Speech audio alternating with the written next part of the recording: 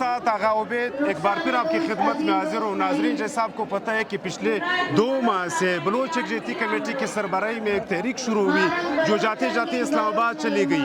چند دن پہلے وہ اسلام آباد سے واپس لوٹ کے اپنے شہر کوئٹہ پہنچ گئے. آج شوانی اسٹیڈیم میں 25 سے 30 ہزار افراد کا ایک مجموعہ ہے, ایک احتجاجی جلسہ ہے, باوجود اس کے کہ سرکار نے دفعہ 144 لگائی تھی. اسی سلسلے میں ہمارے ساتھ بلوچ یکجہتی کمیٹی کے رہنما بیبو صاحبہ موجود ہے. بیبو سے پوچھتے ہیں, بیبو سب سے پہلے یہ بتائیں کہ آپ نے اس تحریک میں کیا کھویا, کیا دیکھا, کیا پایا؟ اس تحریک میں ہم نے کچھ بھی نہیں کھویا. ہم نے جو بھی پایا اس تحریک کی بدولت پائی. ہماری عوام ایک جگہ پہ ہوئی ہے. ہماری عوام کے جو 70 سالوں سے ریاست نے دل میں خوف اور ڈر پھیلا کے رکھا ہوا تھا, اس تحریک کی بدولت وہ خوف اور ڈر آپ خود دیکھ چکے کہ کتنا بڑا مجموعہ اس وقت موجود ہے, وہ بھی سریاب میں, جہاں پہ لوگ پہلے بلوچ کا نام لینے سے بھی ڈرتے تھے. تو یہ ساری جو یہاں پہ عوام موجود ہے اور جو دلوں سے خوف اور ڈر نکلا, یہ سب ہماری تحریک کی کامیابیاں ہیں. نہیں, یہ بتائیں کہ اس دوران کچھ لوگ ریلیز ہوئے؟ ریلیز گنتی کے 2-4 لوگ ہوئے, اس سے زیادہ لوگ لاپتہ ہوئے. 40+ لوگ 2 عرصے میں 2 ماہ کے عرصے میں لاپتہ کیے گئے ہیں. اسی دوران لاپتہ کیے جی گئے؟ بالکل, جس دوران اسلام آباد میں کیمپ لگایا گیا تھا اس دوران 40 سے زائد لوگوں کو لاپتہ کیا گیا تھا. اسلام آباد میں آپ نے کیا محسوس کیا کہ باقی صوبوں کے شہریوں نے آپ لوگوں کے ساتھ ہمدردی کا اظہار کیا یا انہوں نے آپ کی کیمپ میں شمولیت کی؟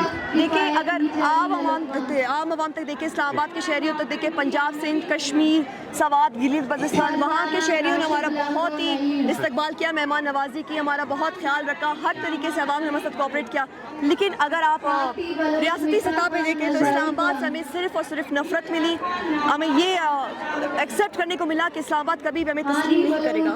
اچھا, کیوں, کس شرط پہ آپ لوگوں نے وہاں سے جو اپنا دھرنا ہے وہ ختم کروایا؟ ہم نے اس شرط پہ ہم لوگ وہاں سے اٹھے کہ ہم اسلام آباد کو بتائیں کہ وہاں پہ بیٹھے ماں بہنیں لاوارث نہیں ہیں, وہ آئیں گے اپنے بلوچستان میں بتائیں گے. آج کا یہ مجموعہ گواہی ہے کہ ہم جو وہاں پہ بیٹھے تھے ہم لاوارث نہیں تھے جن کو آپ دہشت گرد کہہ رہے تھے. ہم لوگ مجبوری کے لیے بیٹھے تھے, اور مجبوری بھی نہیں, ہم اپنے حق اور ہم سچ پہ بیٹھے ہوئے تھے. اس کے بعد لا عمل کیا ہوگا؟ یعنی اس کا آپ کہنے کا مقصد یہ کہ اتنے خواتین اور بچے اور بوڑھے جو یہاں پر موجود ہیں, آپ لوگ اسی شکل میں اسلام آباد کی طرف پھر رخ کرو گے؟